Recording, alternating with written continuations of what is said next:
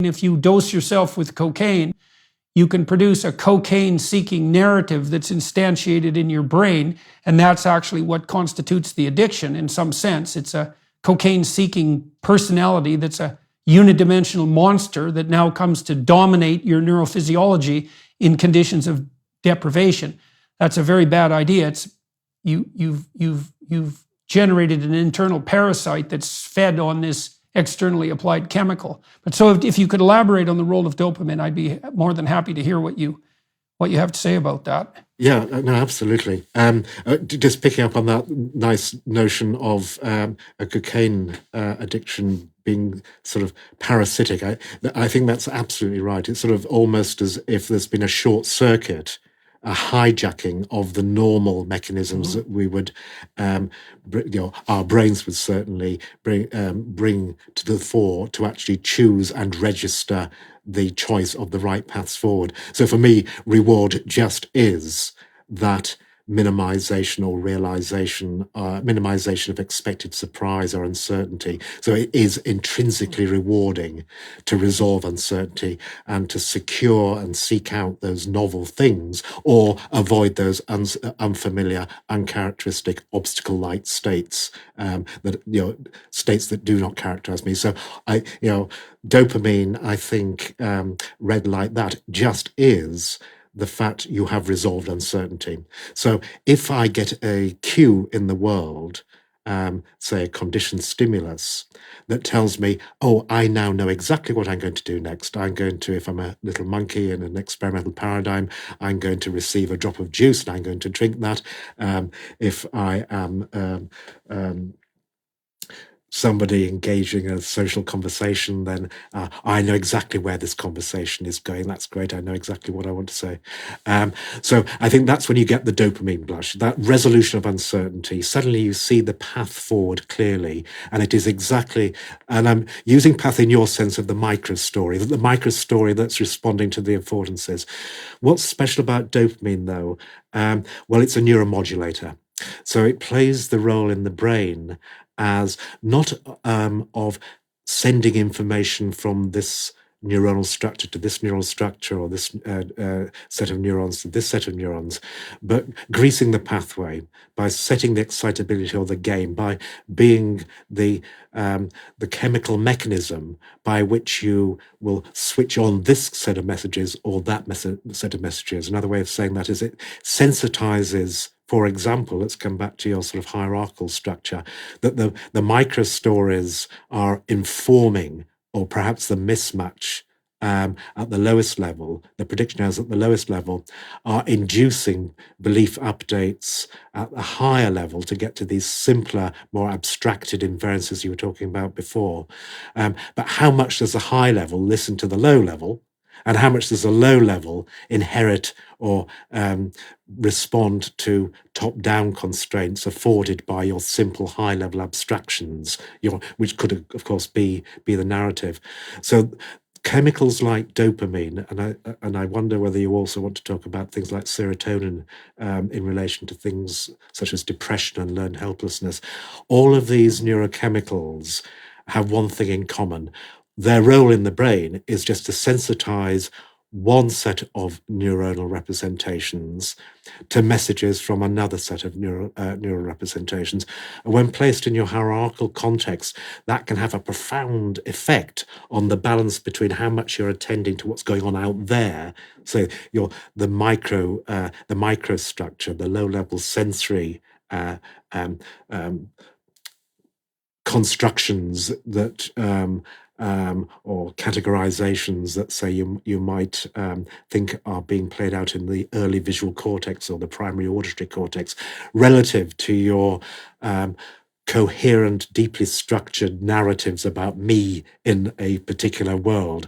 So, I would imagine that a lot. Where you might want to go with this is just thinking, well, how might that go wrong? And what would that look like if I had an abnormality of these neuromodulatory transmitter systems in the brain? And of course, you've highlighted one of the key or a key abnormality, that which is induced by drugs of abuse or misuse nowadays, such as cocaine. So that's I think, drug addiction is a really good example of what tends to happen if you mess with these really important systems. Mm-hmm. Mm-hmm. Yeah, well, cocaine addiction prioritizes the micro behaviors associated with cocaine self-administration, prioritizes those over all other potential behavioral microstates, over all other stories. And it does that neurologically. On the serotonin front, so here's a pattern of depressive cognition, and you can think about it as the collapse of a hierarchy. So let's say you have a tiff with your wife. And if you're operating, let's say, normally, in terms of your neurological hierarchy, you might say, well, I'm just having an off day or I'm having an off hour and it's only one little upset. It's only one little anomaly. It's only one little surprise. I can safely ignore it. But that isn't what a depressive person will think. A depressive person will think, oh my God, I just had another fight with my wife. I'm doing nothing but fighting with my wife lately. My marriage isn't going very well. I've always fought with my wife too much in the past, and I'm fighting a lot with my friends. I'm not a really good person to get along with. I mess up everything I do. I've always messed up everything I do. I'm going to keep messing up everything I do in the present because that's what I'm like, and there's no hope at all for me to change in the future. And you can see that an error that could have been bounded at a low level, which is, well, maybe I didn't have enough to eat in the last 2 hours and so I'm a little irritable, has cascaded through the entire hierarchy of self-conceptualization. And so imagine that each level of the hierarchy has to be protected against the propagation of error messages from a lower level.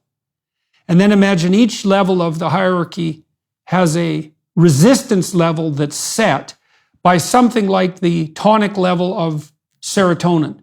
So the higher the serotonin level, corresponding to higher social status, by the way, the more error has to accrue at a given level of analysis before a message will propagate up the hierarchical system. And so one of the things my wife and I have worked out in terms of modulating our reactivity to each other and to other people is, well, when should you respond to a disruption in social communication? When should you call someone on it? And our answer has been something like the rule of 3 that's fairly typical of narrative descriptions of such things. If it happens once, you can ignore it. It's just random fluctuation. If it happens twice, you could mark it, but still discount it. But if it happens 3 times, it establishes a pattern, and then something has to be called into question. So I might say if I'm interacting with my wife and it doesn't go well 3 times in a row, I might say to her, well, I tried to be friendly 3 times in a row and I've been rebuffed. What that indicates to me is something else is going on here. That's like a Freudian slip in some sense. It's like, I think this is what's happening. I want this to be happening, but it's not happening. Here's the evidence, 3 instances. Thus, we have to reconfigure the narrative that we're using to structure the space, and we have to say, well, what actually is happening here? What needs to be resolved? And so and then maybe, and you don't say, well, we were rude to each other 3 times today, therefore our marriage is over and we're both terrible people, because that would be leaping too far up in the hierarchy. You might say, well, is there something else going on in the background that's disturbing you so that you're more irritable in relationship to me that's part of a different conceptual structure? And maybe the other person will say, well, I didn't have a very good day at work. I was arguing with my boss. He's a bit tyrannical. Then you can go off on that narrative and try to resolve it. But you can see depression as the collapse of that resistance of the hierarchy to the propagation of errors upward.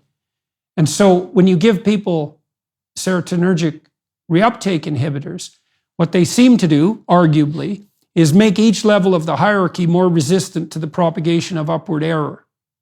And the reason I tied that into social status is because we know that animals that have higher social status and therefore occupy a more secure position in the social and environmental hierarchy are more resistant to anomaly, partly because they can rest comfortable in the supposition that their superordinate status actually means that they're globally safer. They have better social relations. They have better access to necessary environmental resources. The world isn't as dangerous a place. And so you can imagine that your brain computes how likely an error message is to propagate upward, partly by looking at your social status, which would be the value that other people have attributed to you by their distributed computation. And it does that with trait neuroticism, which is your own genetically mediated, mostly, partially at least, genetically mediated initial propensity for those error messages to propagate up the hierarchy.